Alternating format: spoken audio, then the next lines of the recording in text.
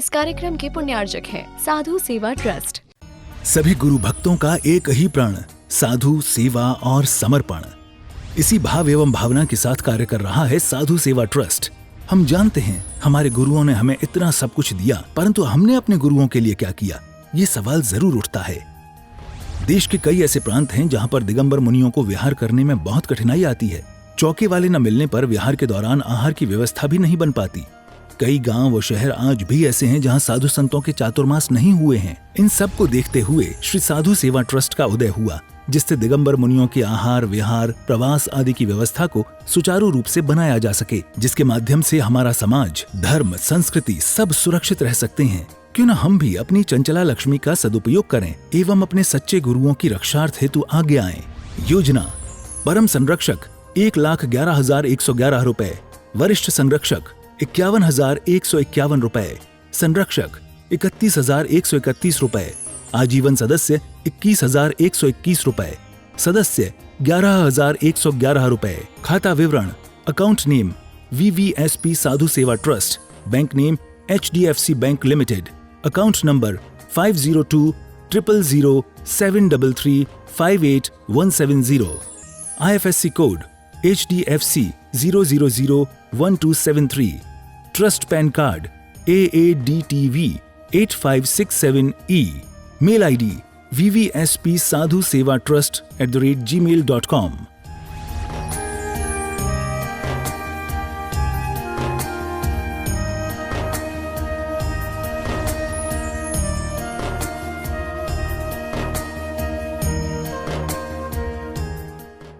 आत्मकल्याण के इच्छुक उपस्थित महानुभाव, हम अपने जीवन में अपनी आत्मा को टटोलते हैं। उस आत्मा के बारे में जानने के लिए आचार्यों ने आत्मा के भेद किए हैं: बहिरात्मा, अंतरात्मा, परमात्मा।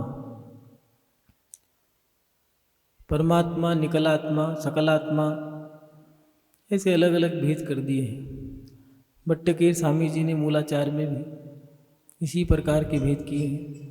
शिवकोटि स्वामी जी ने भी रत्नाकंठ शावकाचार में इसी प्रकार के भेद किए हैं। आचार्य कुंदकुंद स्वामी जी ने भी रहनसार में भेद किए हैं। विद्युत वर्ग में दौलत राम जी ने भी छेड़ाला में इसी प्रकार आत्मा के 3 प्रकार के भेद किए हैं: बहिरात्मा, अंतरात्मा और परमात्मा। इसी बहिरात्मा को अलग से अगर भेद में जाने तो मिथ्यात्व के रूप में भी कहा है कि मिथ्या दृष्टि। लोक व्यवहार में आज के समय में ये शब्द ज़्यादा प्रचलन है, मिथ्या दृष्टि, सम्यक दृष्टि। शास्त्रीय भाषा में बहिरात्मा मिथ्या दृष्टि को ही कहा गया है। अंतरात्मा जो अपने आत्मा में लीन है। और उसके बाद आचार्य कुंदकुंद स्वामी जी की भाषा में कहें तो मिथ्या दृष्टि बहिरात्मा है, आत्मा में जो लीन है वो अंतरात्मा है, और जो कर्मों से रहित हो गए हैं वो परमात्मा है। लेकिन ये 3 प्रकार की आत्मा में जो बहिरात्मा है, इस बहिरात्मा के लक्षण कैसे हैं, हम कैसे पता लगाएं बहिरात्मा है कैसे? शास्त्रों को पढ़ना सरल है, लेकिन शास्त्रों को समझना कठिन है। और शास्त्रों को जब अपने जीवन में हम अपनी क्रिया में ले आते हैं, चर्या में ले आते हैं, और चर्या और क्रिया में आने के बाद वो शास्त्र हमें बहुत जल्दी समझ में आ जाते हैं। जैसे किसी गृहिणी के जीवन में उसे कोई रसोई या भोजनशाला में भोजन बनाना है। भोजन बनाने के लिए उसे सामग्री की आवश्यकता है। अगर उसने सोच लिया है कि आज मुझे खीर बनानी है, तो खीर बनाने के लिए पहले वो पढ़ेगी कि उस खीर के लिए क्या क्या सामग्री चाहिए। वो सामग्री पढ़ लें। क्या सामग्री? जैसे दूध, खीर के लिए चावल, बूरा, और उसके साथ साथ उसमें सामग्री डलने वाली जो है, जो आप लोग मेवा मावा डालना है, सुगंधित पदार्थ में जो इलायची है, और उसके साथ साथ इलायची के साथ रंग के लिए केसर, और भी जो चीज़ है। अब अग्नि भी चाहिए और इन सब का अनुपात भी चाहिए कि दूध कितना चाहिए, चावल कितना चाहिए, शक्कर कितनी चाहिए, मेवा मावा सुगंधित पदार्थ कितना अनुपात, और अग्नि का अनुपात भी कितनी देर उसको रखना है, कितनी देर नहीं रखना। ये उसने पढ़ लिया, और पढ़ने के बाद ऐसा नहीं है कि खीर बन गई। खीर कैसे बनेगी? जब वो बनाएगी। लेकिन पहली बार में ये कहो कि 50-50, खराब भी बन सकती है और अच्छी भी बन सकती है। लेकिन वही खीर वो 10-15 बार बना ले तो उसको वो रेसिपी पढ़ने की ज़रूरत नहीं है। वो जो तालिका बनाई है जिसको आप मीनू कहते हो, वो पढ़ने की ज़रूरत नहीं है। अब तो बस किसी ने कहा खीर बनाओ तो बना दी। ऐसे ही बहिरात्मा, ये बहिरात्मा मात्र पढ़ने का विषय नहीं है। मिथ्या दृष्टि, सम्यक दृष्टि, बहिरात्मा, अंतरात्मा, परमात्मा, निकल आत्मा, सकल आत्मा, ये आत्मा के जो भेद कर दिए हैं, धर्मात्मा के जो भेद किए हैं, इनको मात्र पढ़ने से ही ज्ञान नहीं होता, इनको हमें समझना भी पड़ेगा। समझने के लिए क्या करना है? समझने के लिए पहले समझ लो कि बहिरात्मा है क्या। पढ़ने के बाद समझना कैसे है? पढ़ने के बाद समझना मात्र गुरु शिक्षा से ही समझ में नहीं आता है। उसको हम जब बहुत सारी चीज़ें अगर हम जान जाएं कि ये लक्षण इसमें दिख रहे हैं, तो वो चीज़ पता लग जाएगी कि बहिरात्मा के लक्षण है। तो ये बहिरात्मा है, जिसको अनुमान ज्ञान भी कहा है आचार्य उमा स्वामी जी ने। 7 प्रकार के न्याय में, उन न्याय के अंदर ये एक अनुमान ज्ञान भी दिया है। ये हम जान सकते हैं कि इनके माध्यम से कि व्यक्ति क्या करने जा रहा है। चावल चुग रही है कोई महिला और दूध रखा है पास में और गैस रसोई में बैठी है, तो वो समझ रहा है कि आज त्योहार का दिन है, लगता है खीर बनाने का मन है। तो ये अनुमान ज्ञान हो गया। ऐसे ही बहिरात्मा के क्या लक्षण हैं हम ये जानते नहीं हैं, लेकिन हमने किसी को बहिरात्मा कह दिया, मिथ्या दृष्टि कह दिया, ये बात गलत है। आज के समय में जो विवाद हो रहा है, विवादित परिस्थितियां बन जाती हैं, उनका कारण क्या है? हर व्यक्ति अपना आप को दूध का धुला मानता है, लेकिन दूध का धुला कोई व्यक्ति है नहीं। हम सामने वाले को जानते भी नहीं हैं, लेकिन सामने वाले को आप कैसे प्रमाण पत्र दे सकते हो कि ये व्यक्ति मिथ्या दृष्टि है, ये चितलाचारी है, ये मिथ्या दृष्टि है, ये अधर्मात्मा है, ये संसारी है, ये भोगी है। और इसके साथ साथ शरीर की बात भी करें तो कुछ लोग ऐसे होते हैं, अगर किसी को जरा सा कुछ चेहरा उतरा सा हो गया तो भैया तुम्हें तो श्वास खराब है। मान लो वो व्यक्ति बीमार नहीं है, लेकिन हमने उसको प्रमाण दे दिया कि इसका तो श्वास खराब है। उससे पूछा क्या बात हुई, बुखार है, जुकाम है, कोई तबीयत खराब है? कह लेंगे नहीं मैं तो ठीक हूँ, चेहरे से तो लग रहा है। अच्छा मैं तो सो के आया हूँ, सो के उठ के आया हूँ, लेकिन हमने उसको प्रमाण पत्र क्या दे दिया, बीमार कहा। ऐसे ही आज के समय में मंदिरों के अंदर भी धर्मात्मा लोग जो चिल्ला चिल्ला के चीख चीख के पूजा करते हैं, वो कई लोगों को प्रमाण पत्र दे देते हैं ये तो मिथ्या दृष्टि है। मिथ्या दृष्टि और सम्यक दृष्टि की परिभाषा पहले ये तो समझ लो है क्या। मात्र देवसात गुरु पे श्रद्धान करना ही सम्यक दर्शन नहीं है। सम्यक दर्शन बहुत बड़ी चीज़ है। अगर आत्म कल्याण करना है, मोक्ष मार्ग को प्राप्त करना है, तो सबसे बड़ी चीज़ जो है व्रत नहीं है, उपवास नहीं है, जाप नहीं है, आराधना साधना नहीं है, ध्यान भी नहीं है। और अगर कहो तो मुनि वेश को धारण कर लो, मुनि वेश भी नहीं है। अगर मोक्ष मार्ग में सबसे बड़ी चीज़ है, वो है सबसे बड़ी चीज़ सम्यक दर्शन। क्योंकि मुनि बनने के बाद भी अगर सम्यक दर्शन नहीं हुआ तो आचार्य कुमकुम स्वामी ने कहा है अभी वो वस्त्र से रहित है, उसके पास वस्त्र नहीं है, लेकिन अभी सम्यक दर्शन की आवश्यकता है।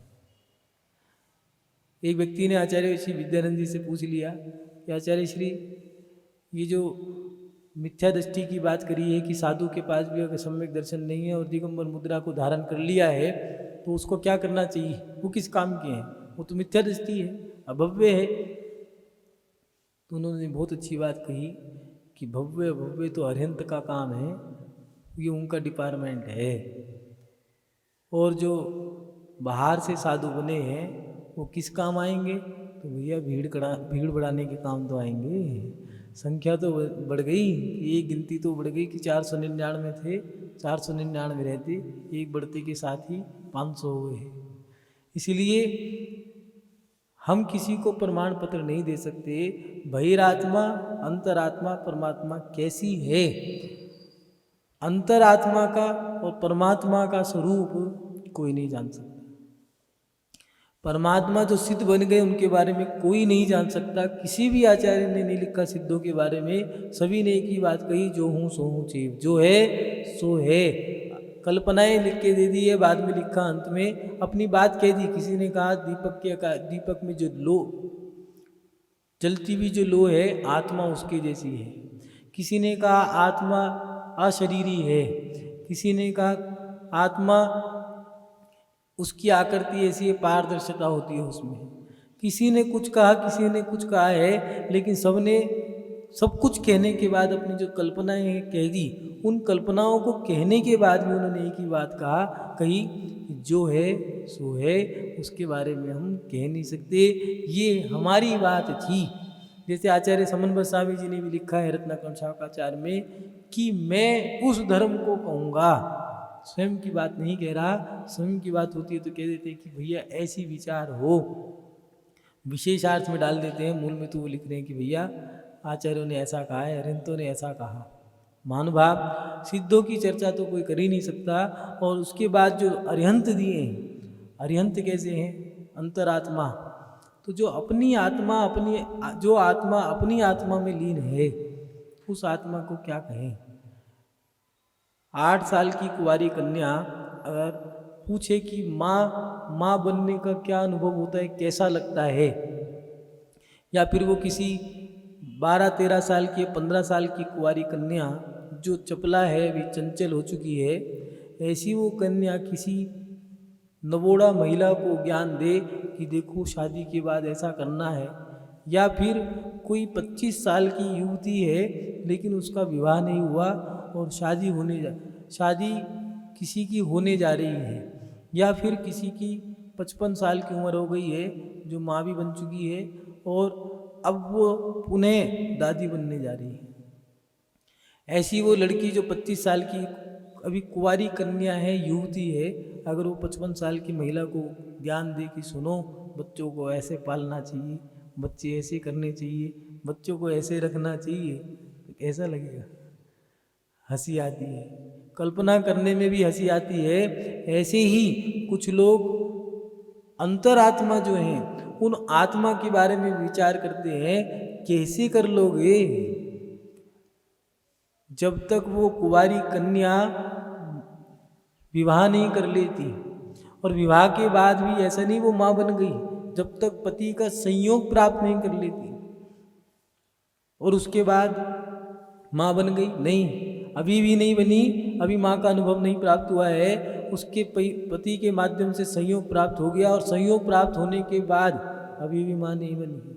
अभी गर्भ में शिशु की उत्पत्ति तो हो गई है, लेकिन 9 मास तक अभी वो माँ नहीं बनी, शिशु उसके गर्भ में है, अभी उसको गर्भवती कहा है। और जब प्रस्तुति हो गई फिर क्या कहा कि अब ये माँ बन गई है, लेकिन ये बच्चा जन्म लेते के साथ ही मर गया। उसमें कंडीशन लगा दी है कि ये मरे हुए बच्चे की माँ बनी है, अभी उसको माँ का अनुभव प्राप्त नहीं हुआ है। माँ का अनुभव कब प्राप्त होगा? जब शिशु भी जीवंत पैदा हो जाए और उसके बाद जब वो शिशु उसको अपने हाथ में ले लेती है और जब वो रोता है, चीखता है, चिल्लाता है, स्तनपान कराती है, तब जाकर के एहसास होता है कि माँ का अनुभव क्या होता है।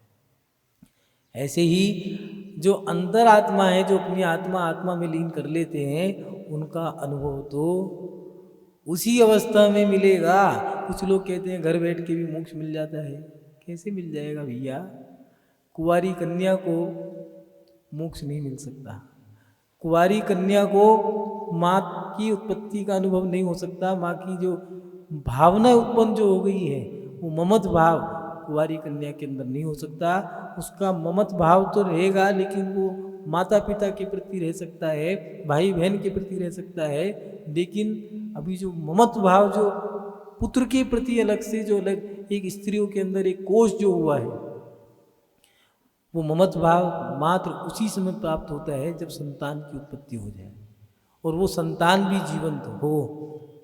ऐसे ही आत्मा का, अंतरात्मा का ज्ञान जो है, वो ज्ञान तो मुनि अवस्था होने के बाद जब सम्यक दर्शन है और सम्यक दर्शन के साथ मुनि अवस्था को धारण करोगे, उस मुनि अवस्था को धारण करने के बाद जब आप सही मायने में सब परिग्रह, बहिरंग और अंतरंग परिग्रह को छोड़ दोगे, तब जाकर के अंतरात्मा का ज्ञान होगा। महानुभाव, फिर बहिरात्मा क्या है? तो बहिरात्मा के बारे में आचार्य कुंदकुंद स्वामी जी ने 2 गाथाएं दी है, उसमें बहुत सुंदर तरीके से लिख रहे हैं। देहे कलत्तम पुत्तम मित्ताई विहाव चेदना रूपम अपस्वरूपम भावई सोचेव हवई भरप्पा इंद्रिये विशेषुहादिषु मूढ़मयी रमयी न लही तच्चम बहु दुःखमिति न चिंतई सोचेव हवई भैरप्पा।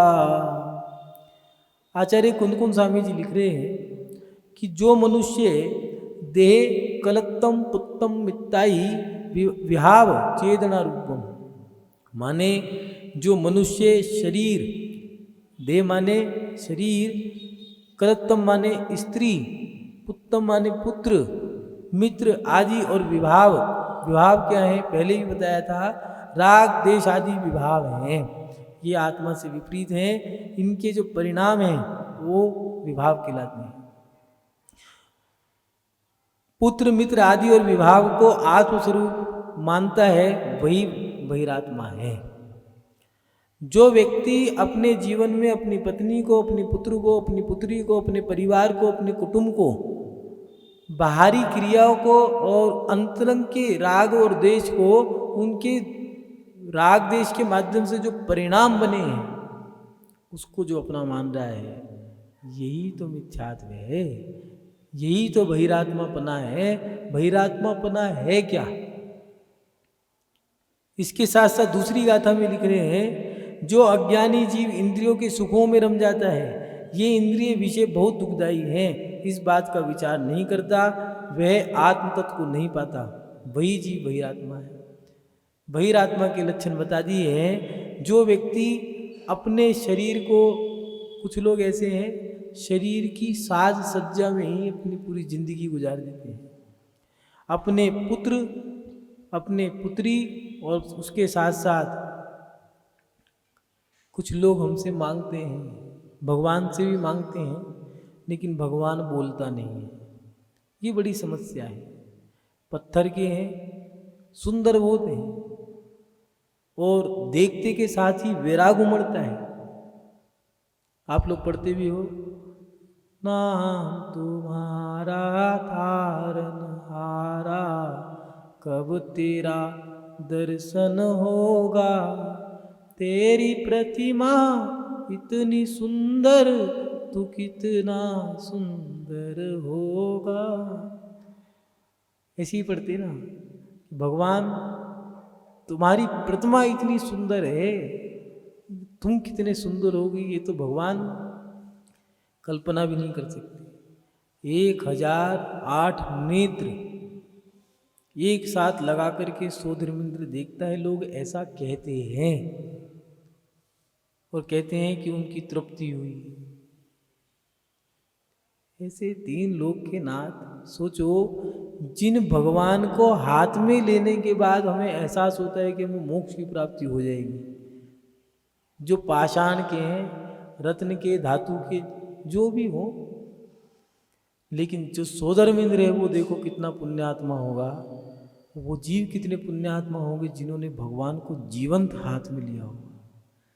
उनका तो क्या रोम रोम पुलकित होगा। और 1008 नेत्र होते क्या हैं? अरे वो अनंत नेत्रों से भी देख लें कैसी तृप्ति होगी। इनकी मूर्ति को देखने से तृप्ति नहीं होती। पंचकल्याणक कराने के बाद उस पाषाण से नज़र हटाने का मन नहीं करता। लोग घरों से निकल कर के उनके सामने बैठे रहते हैं।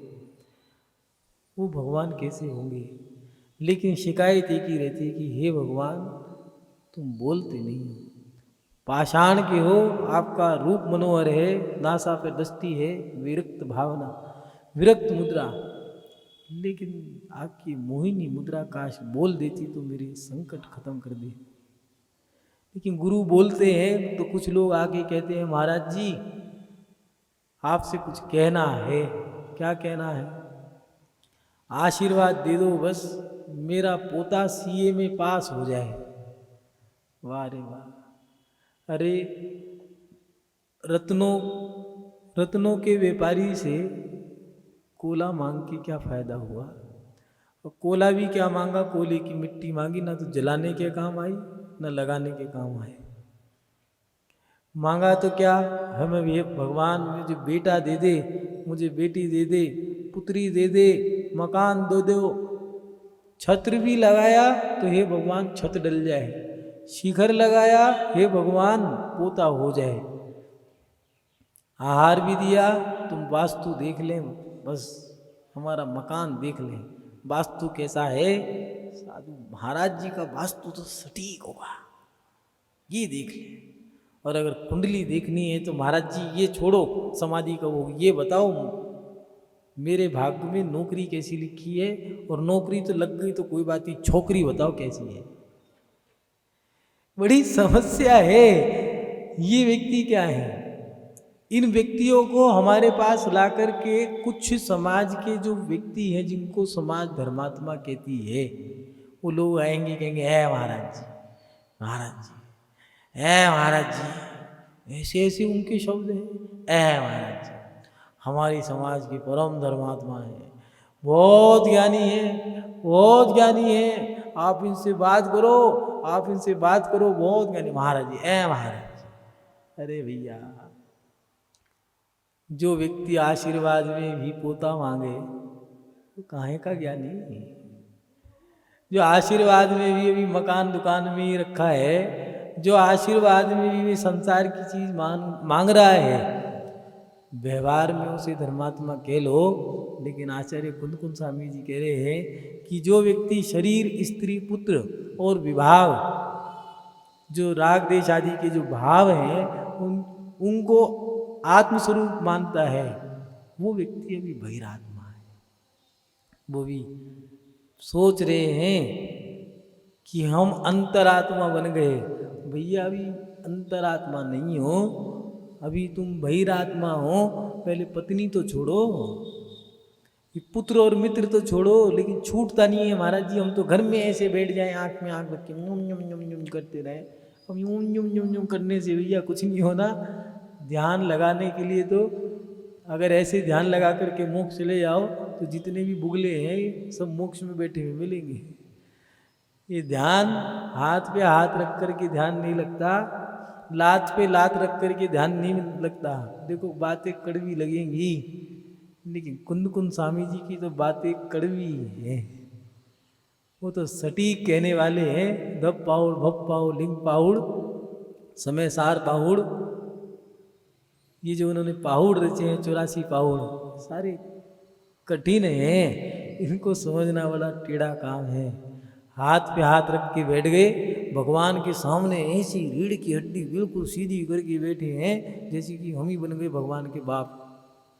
वेदी के सामने जस्ट सामने बैठ गए, आँख पे हाथ रख के, हाथ पे हाथ रख के और आँख में भगवान विराजमान कर लिए हैं। बातें ऐसी लंबी चौड़ी हैं जिसकी कोई हद नहीं। लेकिन उनसे पूछें कि प्रतिमा कितनी है? कौड़ी। रात्रि भोजन कौड़ी, बाजार का त्याग कौड़ी, अध्ययन प्रथमानियों का कौड़ी, क्या करते हो? समय सार खाने से मोक्ष हो जाएगा क्या? अरे समय सार किताबी कीड़े मत बनो, आत्मा के अंतरंग को तो सुधार लो।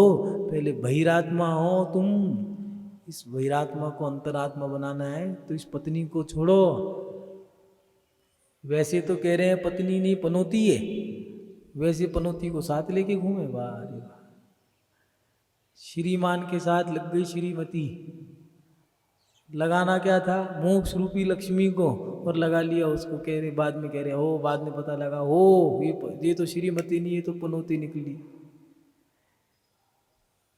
बड़ी समस्या है। हमें तो मोहित जी बता रहे थे, कह रहे महाराज जी ऐसी समस्या है बड़ी, शादी करने से पहले तो ऐसा लगता है श्रीमती मिल गई, बाद में पता लगा ये तो पत्नी नहीं पनौती निकली। हमारे जीवन में हम जो अपनी आत्मा को अंतरात्मा मानने जा रहे हैं, पहले बहिरात्मा को समझ लो क्या है। बहिरात्मा है क्या?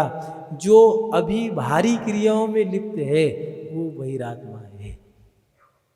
जो व्यक्ति अज्ञानी जीव इंद्रिय विषयों के सुखों में रमा हुआ है, ये रमा जा रहा है, ये रम जाता है, वो व्यक्ति भी बहिरात्मा है।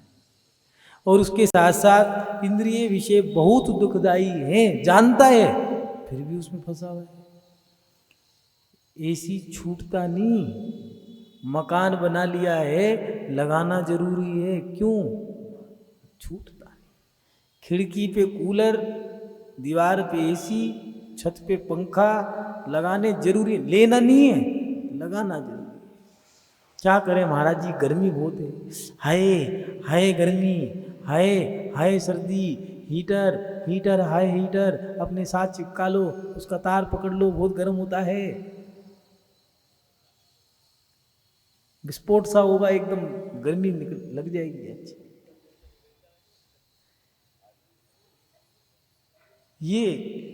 ये हमारे जीवन में जो इंद्रिय सुख है, जो एसी अच्छा लग रहा है, उसका तार पकड़ के देखो कैसा अच्छा लगेगा। हम अपने जीवन में इनको सुख मान रहे हैं, सुख नहीं है, ये दुख है। और जो इनको सुख मान रहा है वही बहिरात्मा है। जो अपनी पत्नी में भी लीन है, आसक्त है, वो बहिरात्मा है। जो अपने मित्र में, अपनी पुत्र और पुत्री में आसक्त है, वो भी बहिरात्मा है। उसके साथ साथ जो व्यक्ति अभी राग देश के परिणाम ही बना रहा है, विभाव में ही जी रहा है, वो बहिरात्मा है। इसके साथ साथ जो अज्ञानी जीव इंद्रियों के सुखों को सुख मान रहा है, वो बहिरात्मा है। और जो व्यक्ति इंद्रियों को सुख, जो इंद्रिय सुख हैं, बुरे हैं, जानता है, उसके बाद भी स्वीकार कर रहा है, वो बहिरात्मा है। महानुभाव, अभी वो बहिरात्मा है, मिथ्या दृष्टि नहीं है।